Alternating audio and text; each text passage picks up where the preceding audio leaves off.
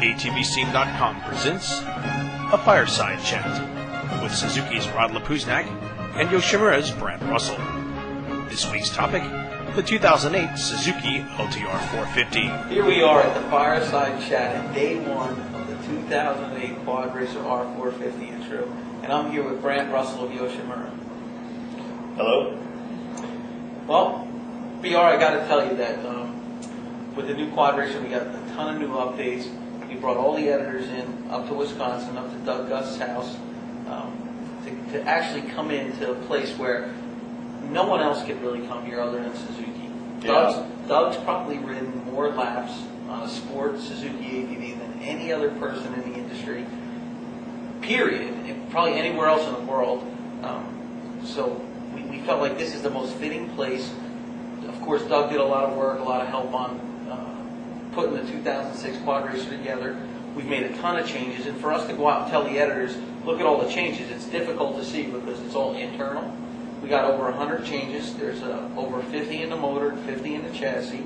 So we felt like we bring in a 2007 model, a bunch of 2008s, bring in all the key editors from around the country, and actually just get them out on a track that helped build the Quad Racer, and really go out there and ride the thing. I'm just going to give you some of the updates that we have. One of the things that we received a lot of feedback from was the front and rear suspension was a little bit stiff for intermediate novice riders. You know, pros like Doug, not a big deal. It was fine.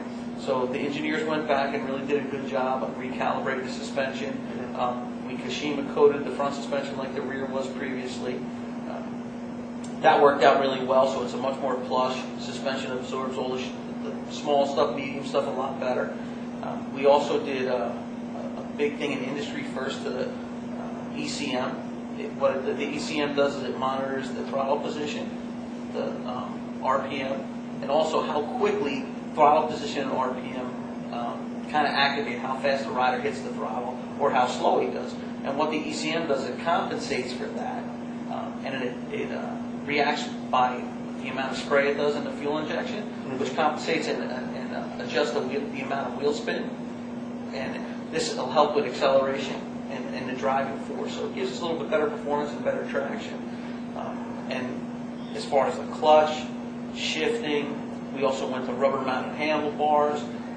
We increased the rear tire size a little bit for a little bit more ground clearance from the rear axle. So one of the unique things that we did, we actually brought a brand new 2007 Quad Racer in so that the editors can actually go out on the 2007 and actually do a live comparison to the 2008. We've increased engine performance over 3%, both in horsepower and torque, and all the suspension modifications and the traction increase that I told you about. So this is going to give the editors an opportunity to actually go out on Doug's track, the track that actually helped build the Quad Racer, and put all these new updates into real life use. You know, increased performance, increased durability, and also a lot of the features like the slipper seat, the rubber mounted bars are really designed to give the rider a much better just feel, more comfort, so he can go longer and stronger. So I mean, I think when the editors get done after a whole day of riding the thing out live on probably the guy who's trained harder and longer than anybody else in our industry ever, you know, and he's 40 years old and he's competing against guys half his age, and he's beaten most of them. And he's had so much to do. He was racing Suzukis before Suzuki had a sport ATV. He basically, with Wienen, built his own. Yeah. So now I think his first quad was a Suzuki. Actually. Yeah, I believe you're right.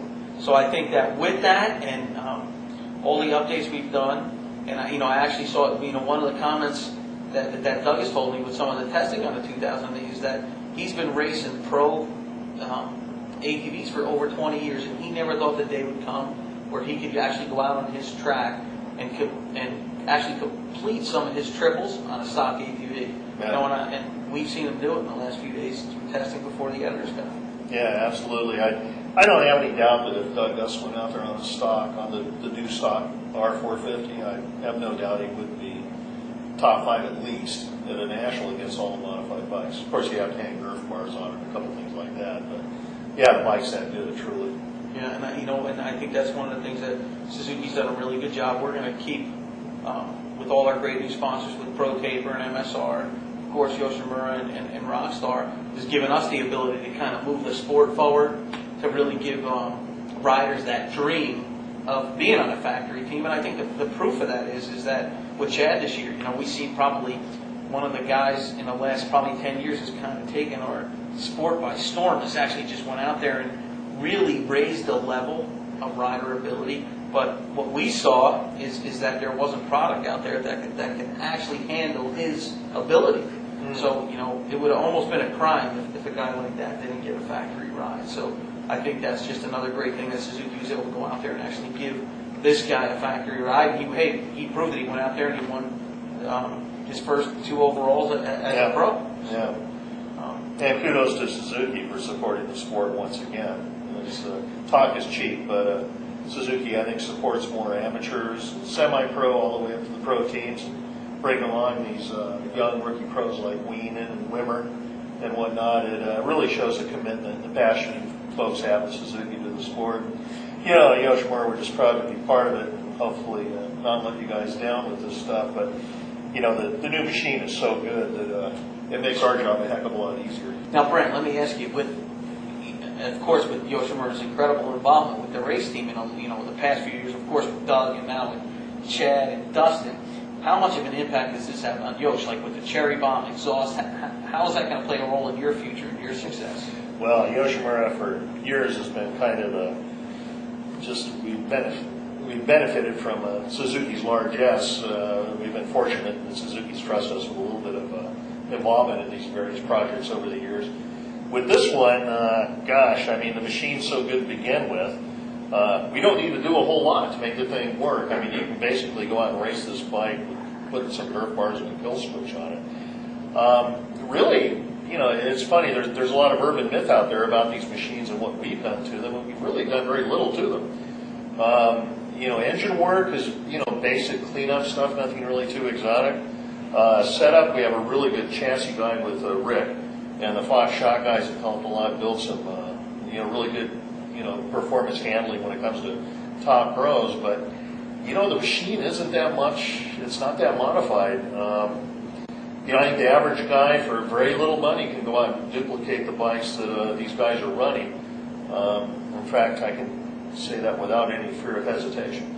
So we're kind of just along for the ride on this, thank you to Suzuki.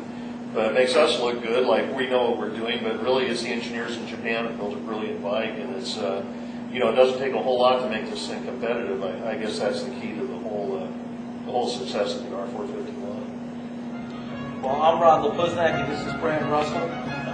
We're here to thank you for joining us with the Fireside Chat.